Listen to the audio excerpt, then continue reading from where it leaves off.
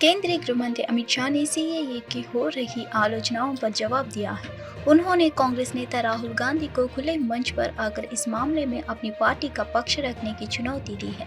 उन्होंने कहा कि सीएए का एनआरसी से कोई लेना देना नहीं है। 11 मार्च की शाम को देश में सीएए के लिए अधिसूचना जारी की गई थी, जिसके बाद से कई विपक्षी दलों ने इसका विरोध किया है। विपक्ष ने आरोप लगाया है कि बसपा सीएए के जरिए अपना नया वोट बैंक बना रही है।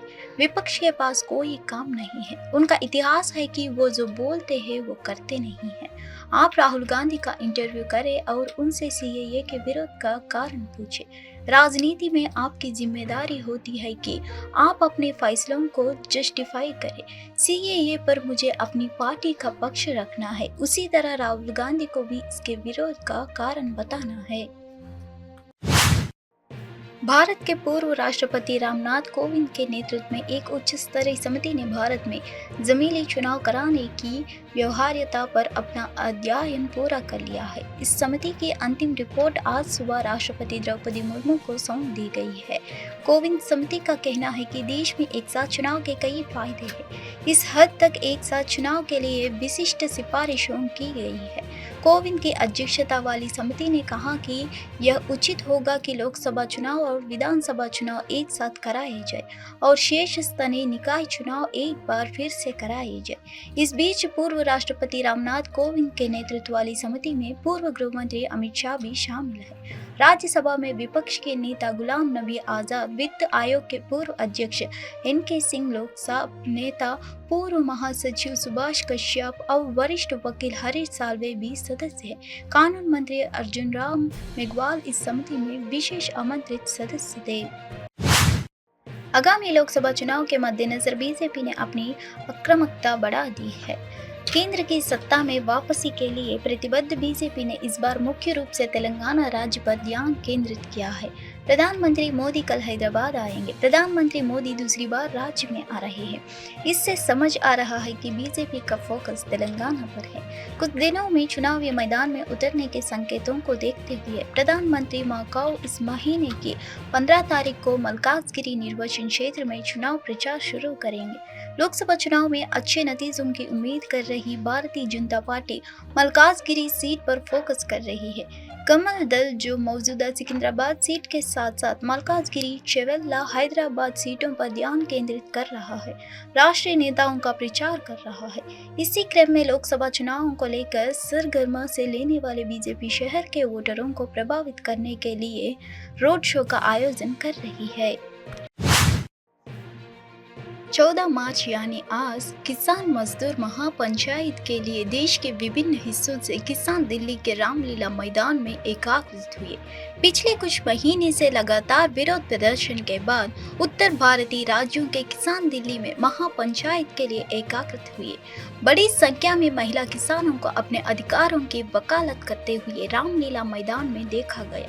डीसीपी सेंट्रल एम हर्षवर्धन ने दिल्ली में चल रहे किसानों के जमावड़े के दौरान कानून व्यवस्था सुनिश्चित करने के लिए व्यापक सुरक्षा उपायों पर जोर दिया। उन्होंने कहा, हमने यह सुनिश्चित करने के लिए विस्तृत व्यवस्था की है कि कानून और व्यवस्था बनी रहे। आयोजन समिति ने एक लिखित आश्वासन भी दिया है जिसमें कानून और व्यवस्था बनाए रखने से संबंधित विभिन्न बिंदु है। हमारे पास पर्याप्त बल उपलब्ध है, प्रयास निर्देशित है, यातायात में न्यूनतम व्यवधान के साथ एक शांतिपूर्ण आयोजन की सुविधा प्रदान करने की दिशा में। दूसरी ओर किसान नेता और क्रांतिकारी किसान यूनियन पंजाब के अध्यक्ष डॉक्टर दर्शन पाली ने महापंचायत पर टिप्पणी की और कहा, देखिए, जब से हमने अपना विरोध शुरू किया है, संयुक्त किसान मोर्चा ने 2-3 बिंदु सामने रखे हैं। पहला, हमने पूरे देश में एक नेटवर्क बनाया है। दूसरा, हमने कुछ नीतियां बनाई है कि वे कैसे आगे बढ़ेंगे। और तीसरा, हमने लगातार विरोध किया है और अब हम महापंचायत में हैं। दिल्ली आज की महापंचायत इसलिए हो रही है क्योंकि हम चाहते हैं कि देश को पता चले कि बीजेपी ने अपने वादे पूरे नहीं किए हैं। दिल्ली हमसे दूर नहीं है, हम जब चाहे दिल्ली को घेर सकते हैं। उन्होंने आगे बताया कि किसानों की मांगे क्या है। लिंग भेद के बिना 60 वर्ष से अधिक उम्र के किसानों के लिए एमएसपी गारंटी कानून और पेंशन के संबंध में। ना यूपी पंजाब, यहाँ से मेनली लोग आएंगे और बाकी दूर दराडे से सिंबॉलिकली लोग आएंगे। इसलिए ये हम बताना चाहते हैं कि दिल्ली दूर नहीं है हमसे और दिल्ली को हम जब भी चाहें दिल्ली को हम घेर सकते हैं, दिल्ली को सब सिखा सकते हैं। हमारे किसानों की संयुक्त किसान मोर्चे की अब इतनी ताकत बन चुकी है। एक बार जो मांग है, जो मोटी वाली मांग, मोटी बात जो पहले हम आंदोलन करके गए थे उससे पहली थी कि MSP C2 + 50% उसका लीगल गारंटी खरीदने का कानून बनाया जाए, नंबर 1। नंबर 2 अभी जो हम नया जोड़े हैं वो है कि तमाम किसानों के तमाम किस्म के कर्ज जो हैं उससे ऋण से मुक्त किया जाए। और तीसरा है कि किसानों की फसलों को एक इंश्योरेंस पॉलिसी बनाई जाए, सरकार अपनी तरफ से वो इंश्योरेंस पॉलिसी करे। और चौथा है कि 60 साल की उम्र से जो आगे चला गया है उसको 10,000 रुपया प्रति किसान, मेल हो फीमेल हो, जो पैदा करते चला गया उसको 10,000 रुपया प्रति माह पेंशन दिया। पाकिस्तान और अफगानिस्तान के शरणार्थियों ने 14 मार्च यानी आज नागरिकता संशोधन अधिनियम पर उनकी हालिया टिप्पणी के जवाब में दिल्ली के मुख्यमंत्री अरविंद केजरीवाल के आवास के बाहर विरोध प्रदर्शन किया। प्रदर्शनकारियों ने विवादास्पद कानून और केजरीवाल के रूप पर असंतोष व्यक्त किया। उन्हें केजरीवाल माफी मांगो, केजरीवाल शर्म करो जैसे शब्दों वाली तख्तियां पकड़े देखा गया। ANI से बात करते हुए एक प्रदर्शनकारी ने गुस्से में कहा, हमने पाकिस्तान में क्या सहन किया है केवल हम ही जानते हैं, केजरीवाल नहीं जानते। अगर हमें नागरिकता मिल रही है तो केजरीवाल को जलन क्यों हो रही है। एक अन्य प्रदर्शनकारी ने कहा, केजरीवाल ने हमारा काम देखा है, उन्होंने हमारी सारी कठिनाइयां देखी है, फिर भी हर दूसरे दिन वह हमें डाकू चोर कहते हैं। हम उनसे कहना चाहते हैं कि हम ना तो डाकू है और ना ही चोर है। हम पिछले 13 वर्ष से कड़ी मेहनत कर रहे हैं और कोई गलत काम नहीं किया है। मीडिया के देख रहा है, देश की जनता ये देख रही है, केंद्र सरकार भी ये देख रही है। हम चाहते हैं कि केजरीवाल हमारा हक दिलाए और उन्हें अपने बयान पर खेद होना चाहिए। केजरीवाल को क्यों जनरल हो रही है? हमें जेल आए ना पाकिस्तान में, हमें पता है ना। आए दिन कभी डाकू बोल देता है, कभी चोर बोल देता है। ये मीडिया भी देख रही है, भारतीय जनता भी देख रही है, पूरी भारत सरकार भी देख रही है, सब देख रही है। उनका माफीनामा इन्हें मांगना चाहिए और हमारी सुविधाएं केजरीवाल को खोलनी चाहिए। हमें पाकिस्तान में जेल आए तो हमने पता है ना, केजरीवाल को तो नहीं पता होगी ना। हमारा नागरिकता मिल रही है तो क्यों केजरीवाल का जलन हो रही है? तो अभी आपकी क्या मांगे तो मांगे बैठने के लिए थे, सारा नागरिकता थे। हमें ये चाहिए, केजरीवाल को क्यों जनरल हो रही है? हमें जेल आए ना पाकिस्तान में, हमें पता है ना। हमें भारत में आते कितने सालों से आप यहाँ पे? हमें 8-9 साल हो गया। ये केजरीवाल जो है 2012 से ही हमें देख रहा है, हमारे काम धाम, हमारी मजदूरियां देख रहा है, लेकिन फिर भी आए दिन कभी डाकू बोल देता है, कभी चोर बोल देता है। तो इनसे हम विनती करना चाहते हैं, इनको बोलना चाहते हैं, ये डाकू नहीं है। 12 साल से ना कोई डकैत, ना कोई चोरी, ना कोई गलत काम, मेहनत करके खाना। ये मीडिया भी देख रही है, भारतीय जनता भी देख रही है, पूरी भारत सरकार भी देख रही है, सब देख रही है, लेकिन खामख है। अभिनेत्री आलिया भट्ट को 14 मार्च यानी आज मुंबई में एक स्टूडियो से बाहर निकलते हुए देखा गया था। सफेद डेनिम और जूतों के साथ नीली टी-शर्ट के साथ एक आरामदायक पहनावा पहने हुए उन्होंने एक आरामदायक टच का आकर्षण दिखाया। पापराजी के साथ गर्मजोशी से जुड़ते हुए उन्होंने शालीनता से अपने प्रशंसकों के साथ सेल्फी भी खिंचवाई है। आपका बच्चा आ रहा है, आलिया मैम रुकेगा, आलिया जी रुकिए, आलिया जी आपके साथ फोटो चाहिए, आपका बच्चा आ रहा है, आलिया जी रुकिए, फोटो चाहिए, आलिया जी रुकिए, आपका बच्चा आ रहा है, हैप्पी बर्थडे मैम, आलिया जी बाय, आलिया जी आपके साथ फोटो चाहिए, आपका बच्चा आ रहा है, लड़की गए क्या भाई मारला ये साइड ले मत हो गया रुकना है।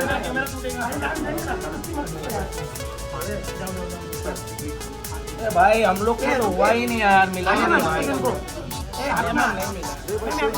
रुक जाना भाई 2 मिनट यार, हम लोग को तो फोटो नहीं मिला।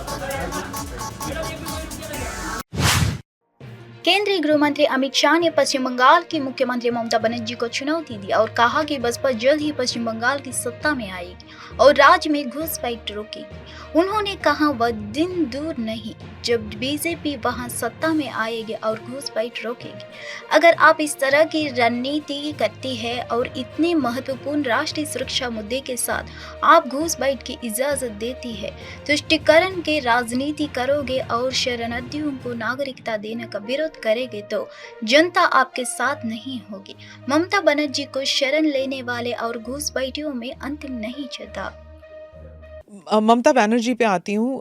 चीफ मिनिस्टर ने कहा है कि बीजेपी जो है ये हिंदू मुसलमान का खेल कर रहे हैं और उन्होंने ऑडियंस को कहा कि आपकी प्रॉपर्टियां छिन जाएंगी, आपके बच्चों का एजुकेशन ख़त्म हो जाएगा, आपको डिटेंशन कैंप में भेज दिया जाएगा और डिटेंशन कैंप ऑलरेडी हैं। तो ये सीए के ज़रिए 15 से लेके 20 लाख लोगों की सिटीजनशिप छीन ली जाएगी।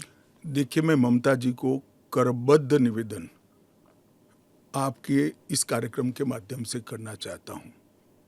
पॉलिटिक्स करने के हजारों मंच है, प्लीज बांग्लादेश से आए हुए बंगाली हिंदुओं का हित मत करिए।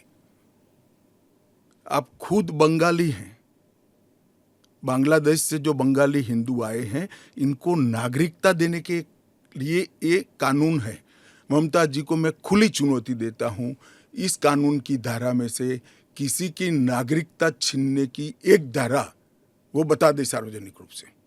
वो खौफ पैदा कर रही है, हिंदू और मुसलमानों के बीच में विखवाद कराना चाहती है, अपनी वोट बैंक का कंसोलिडेशन करना चाहती है। ममता जी, इसको मत रोकिए।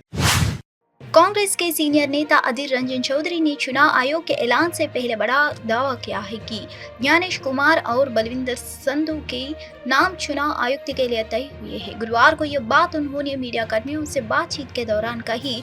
संसद के निचले सदन लोकसभा में विपक्ष के नेता के अनुसार मीटिंग में प्रधानमंत्री मोदी, गृह मंत्री अमित शाह, मैं और अर्जुन राम मेघवाल की अगुवाई वाली सर्च कमेटी के लोग थे। बैठक में शामिल होने से पहले ही मैंने एक छोटी लिस्ट मांगी थी। कहा था की छोटी सूची सौंपी जाए। ऐसा इसलिए क्योंकि चयन के पहले छोटी सूचियां बनती हैं। मैंने इसलिए वह लिस्ट मांगी थी। दिल्ली पहुंचते ही वह सूची मिल जाती तो उम्मीदवारों के बारे में मुझे जानकारी होती, लेकिन वह मौका मुझे नहीं मिल सका। सुप्रीम कोर्ट के कुक की बेटी ने मिसाल कायम की है। उन्हें कानून की पढ़ाई के लिए अमेरिका की 2 विश्वविद्यालयों से स्कॉलरशिप मिली है। इस मौके पर CJI चंद्रचूड़ ने उन्हें सम्मानित किया है।